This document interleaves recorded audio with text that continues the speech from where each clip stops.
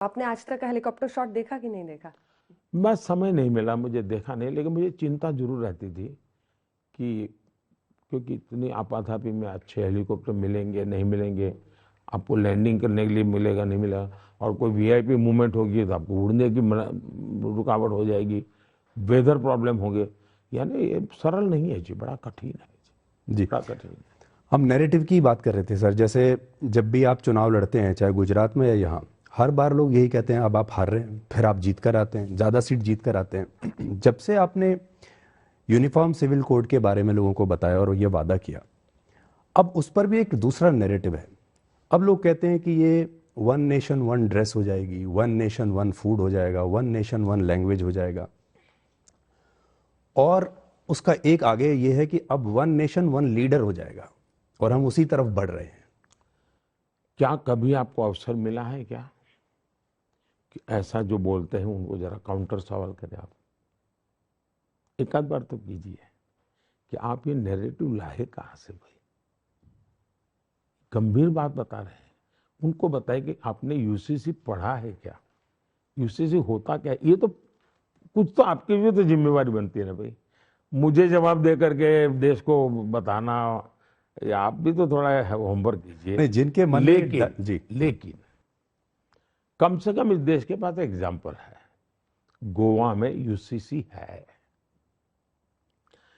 मुझे बताइए, क्या गोवा के लोग एक ही प्रकार के कपड़े पहनते हैं क्या?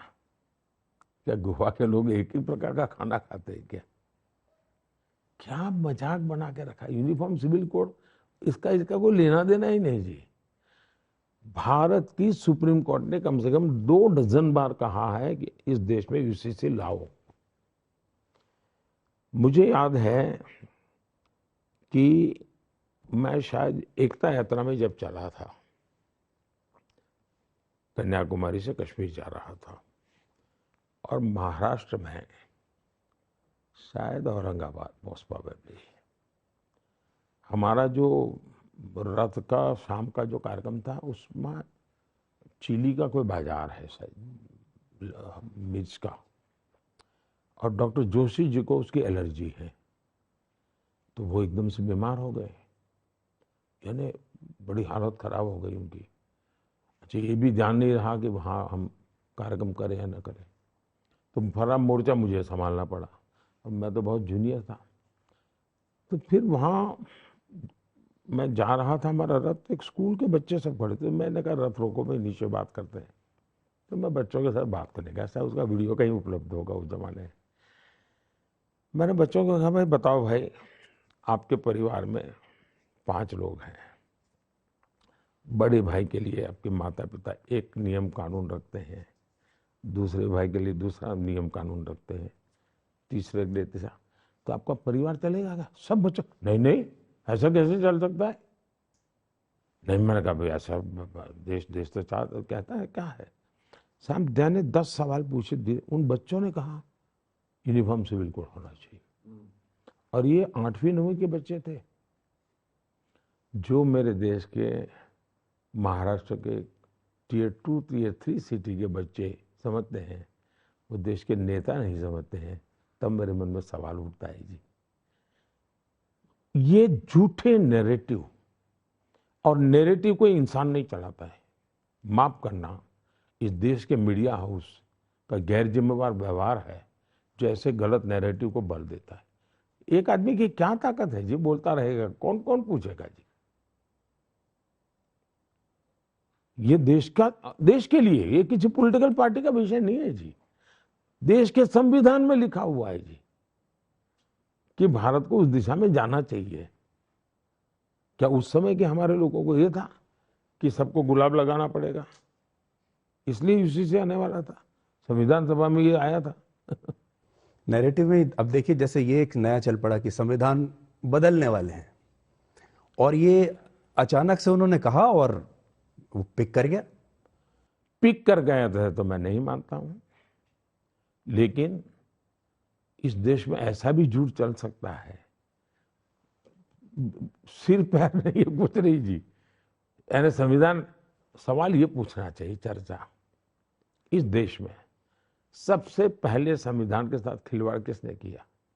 पंडित नेहरू ने किया। पहला संविधान में उन्होंने जो अमेंडमेंट लाए वो फ्रीडम ऑफ स्पीच को रिस्ट्रिक्ट करने वाला लाए, यानी वो लोकतंत्र के भी खिलाफ था, संविधान के भी खिलाफ था। दूसरा, उनकी बेटी लाई, प्रधानमंत्री थी वो। बेटी ने क्या किया, कोर्ट ने जजमेंट दिया कि भाई आप पार्लियामेंट में नहीं रह सकते, तो कोर्ट के जजमेंट को उलट कर दिया। देश में आंदोलन चला तो उन्होंने इमरजेंसी लगा करके सारे सब अखबारों को बंद कर दिया। इमरजेंसी का एक फायदा हुआ, अरुण पुरी को इंडिया टुडे का जन्म हुआ।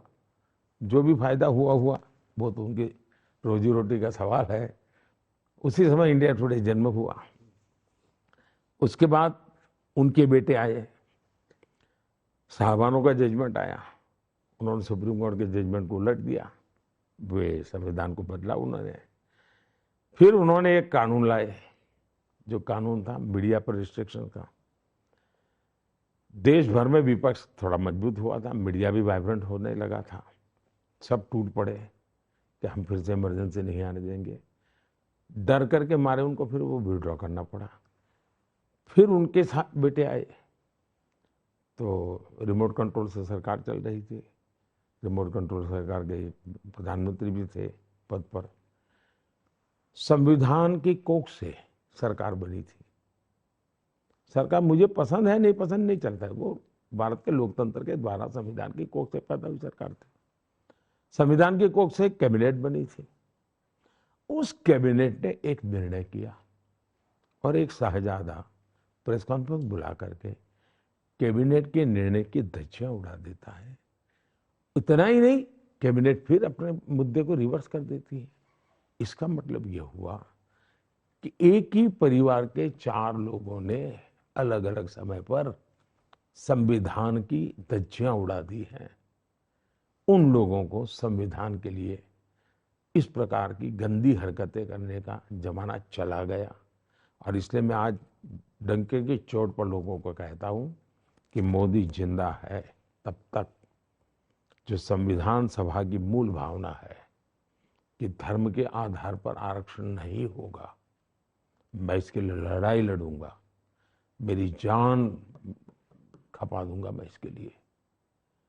धर्म के आधार पर आरक्षण, धर्म के आधार पर आपने देश को बांट दिया एक बार। अभी धर्म के आधार पर आप ये करोगे क्या? सिर्फ अपना पद बना रहे, चेयर मिलती रहे इसलिए ये खेलते करोगे? देश स्वीकार नहीं करेगा। और मैं देश को एजुकेट करूंगा, उसके लिए मैं अपना जीवन खपाऊंगा।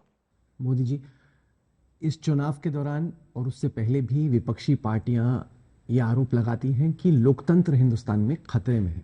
वो कहती हैं कि जो डेमोक्रेटिक इंस्टीट्यूशंस हैं वो पहले से कमज़ोर हो गई हैं।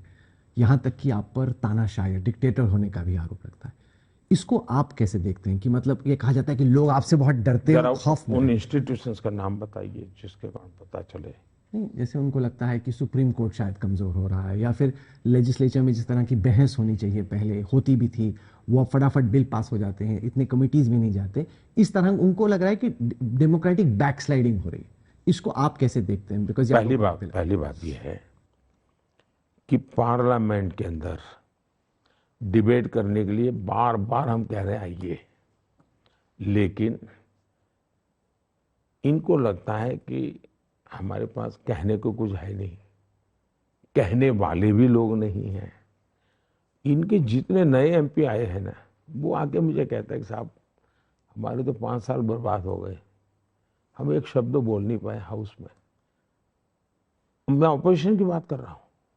मैंने कभी उनके नेताओं को कहा, मैंने कहा आपको करना ऐसा करो, 1 घंटा आपके यंग जो फर्स्ट टाइम एमपी है उनको मौका दो, फिर डिस्टर्ब करो, बाद में करो डिस्टर्ब।